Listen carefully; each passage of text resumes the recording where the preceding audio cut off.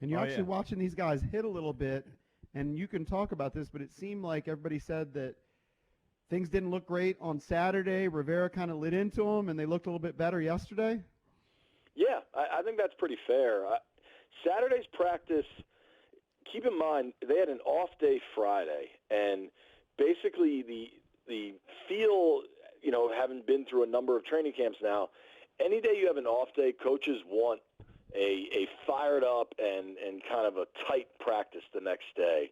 And it just wasn't that. The offense was sloppy. The offensive line, there's very legitimate questions about the left side of the offensive line, and those continue to show up, especially, I think, because the Washington defensive line looks really good, and these guys are kind of abusing their counterparts on the offensive side. And not only was the practice sloppy, it grew worse over the last hour, and Ron was fed up and lit into these guys. Not only did he yell at the players and challenge them to take advantage of opportunities, but it was like a long tirade. Usually a coach yelling at his guys is 90 seconds, 2 minutes. This was, probably 7-8 minutes, I would say, and it kind of continued to build and build. And he pointed at some veteran players and said, these guys know what they're doing. And then he kind of specifically looked at some younger players and said, you have an opportunity. Are you going to take advantage of it? And then, Sunday's practice was much better. They were full pads, and it was physical. One thing I've noticed, of all the training camps I've seen going back to Shanahan, the level of physicality is intensified with Ron Rivera. Now, I don't know if they have to do that because they don't have preseason and they have no real way of simulating game action. So they need to hit more. Ron certainly wants them being smart. There was a play yesterday where Sean Dion Hamilton, who looks like your starting middle linebacker, by the way, where Sean Dion Hamilton he read a play perfectly. He saw a swing pass going to J.D. McKissick down the right sideline, and Hamilton flew to the ball, and it would have been a great play, except he laid out McKissick with a clothesline. He looked like Dick Night Train Lane or something, and it absolutely would have been a 15-yard penalty, and Ron yelled at him about that, not for the play, but just for how he finished it. So it's not like Ron is preaching some sort of reckless physicality, but they are hitting pretty good. JP, you mentioned the left side of the line being a concern for the Washington football team. Are they comfortable with Jaron Christian being penciled in as the starter at left tackle? Because over the last few years, you'd be like, maybe Jaron Christian has to play. You kind of raise your eyebrow. Now they're actually counting on him to be the starter. That's the plan, and whether they mean it or not, they're certainly acting like they're comfortable with it. Ron Rivera has spoken highly of him. I actually asked Adrian Peterson about Christian yesterday because Christian, kind of ironic, I guess, does the workouts with Trent Williams and AP in Houston in the offseason. And Peterson said that he does think on some level, for a few years, Christian was like, man, Trent's there, I'm not going to play. And Peterson said this year, what Christian's workouts seemed to be different, whether it was his approach or how hard he was pushing himself or whatever, that it seemed apparent that Jaron Christian realizes he has a real opportunity to be the starting left tackle. And, let's be real, there's big money if you can play left tackle in the NFL. Christian was always kind of viewed as a developmental prospect when he was drafted a few years ago. He's now got 3 years in the NFL, so maybe things will click. I don't know, but, I think can he give him what Donald Penn gave him last year? I think that should be the floor of what you expect. I kind of go back and forth because last year at this time we were all making fun of Eric Flowers, everybody, myself included. Right. He ended up having a pretty good year and going on to get paid by the Dolphins. Now, Flowers was switching inside to guard, but Christian was a player that people liked coming out of Louisville. Just everybody thought it's going to take some time for him to figure out kind of the speed and pace of the NFL. The biggest thing with Jaron that I had heard was that he needed to add upper body strength. And listening to Peterson and watching him now for 5 days, it seems like he finally has done that. Talking to J.P. Finlay, insider who covers the Washington football team for NBC Sports Washington. You can read his work at NBCSportsWashington.com. Let's talk about Adrian Peterson. It seems like he threw out the Clinton Portis a good 5 years. Says, God willing, he'd play for 5 more years. But it seems like, and you can talk about it, that Ron Rivera has been very high on AP setting the tone and how he's playing. It seems like he's the lead back. What have you seen from the whole group and Adrian Peterson in particular? Well, JP, to your point, when Ron was yelling at the guys Saturday after practice, AP was one of the guys he pointed to and said, this guy does it right, watch what he does. So from a work ethic leadership standpoint, they love Peterson. As far as being the lead back, I think you're looking at a real committee. Scott Turner seems like he is going to be running this backfield with a high dose of creativity, and I don't like we saw the last few years with Chris Thompson was kind of their third down back and their pass catching back.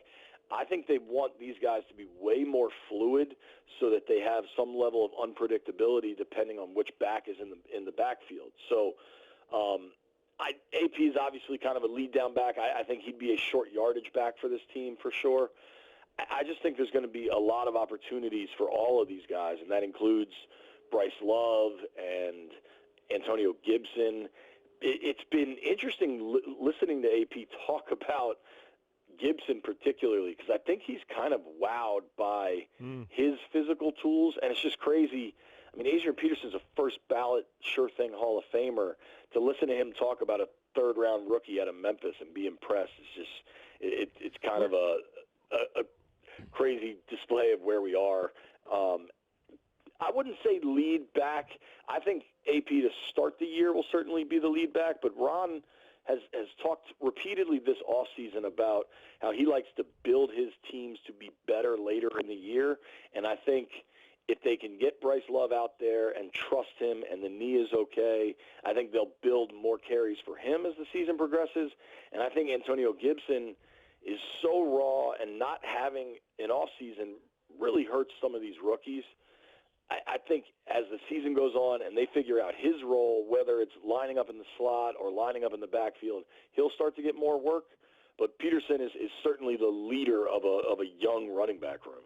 All right, real quick. So where do you see them lining up Gibson? Because the guy can do everything. I thought he was going to do some receiver. Like, how have they been using him?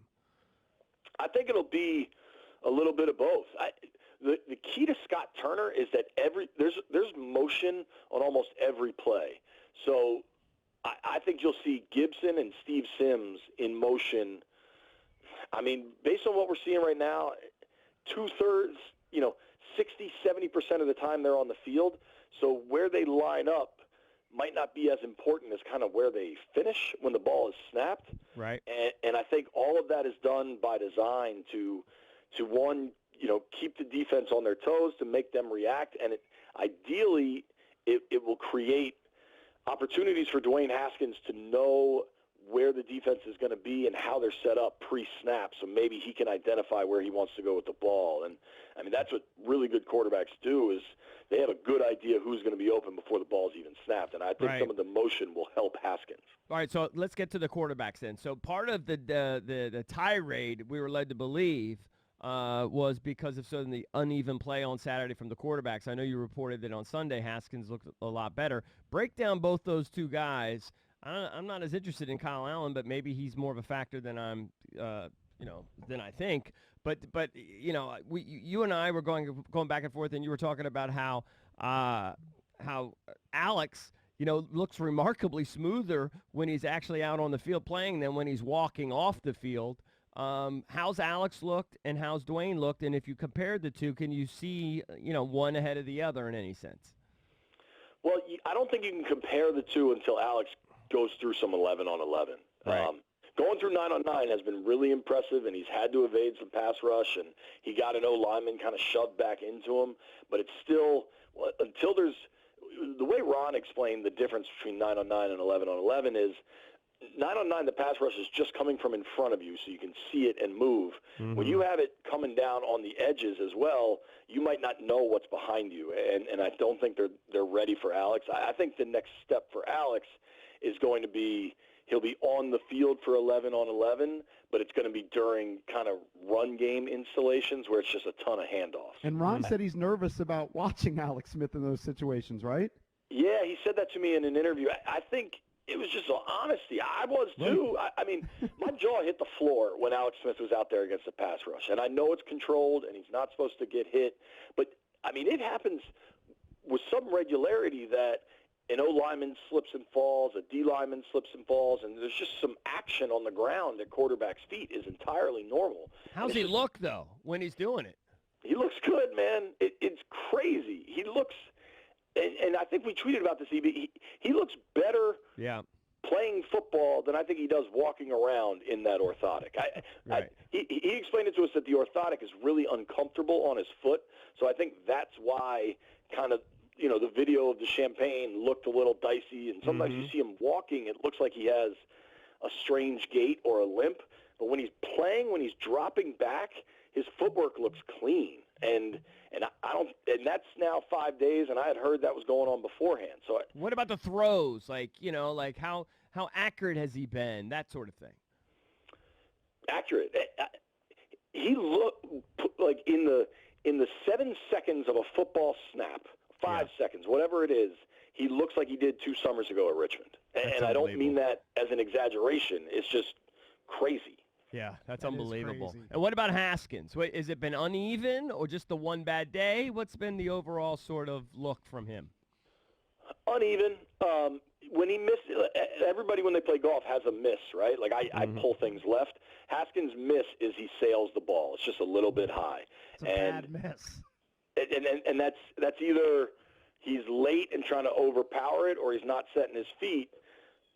But he's looked plenty sharp. It's also become very obvious that he's the starting QB. I don't think Kyle Allen is a real competitor. I think Kyle Allen is a perfect backup in this situation because he knows the system and he can run the offense. But when Kyle Allen's out there, 85% of his passes are at the line of scrimmage.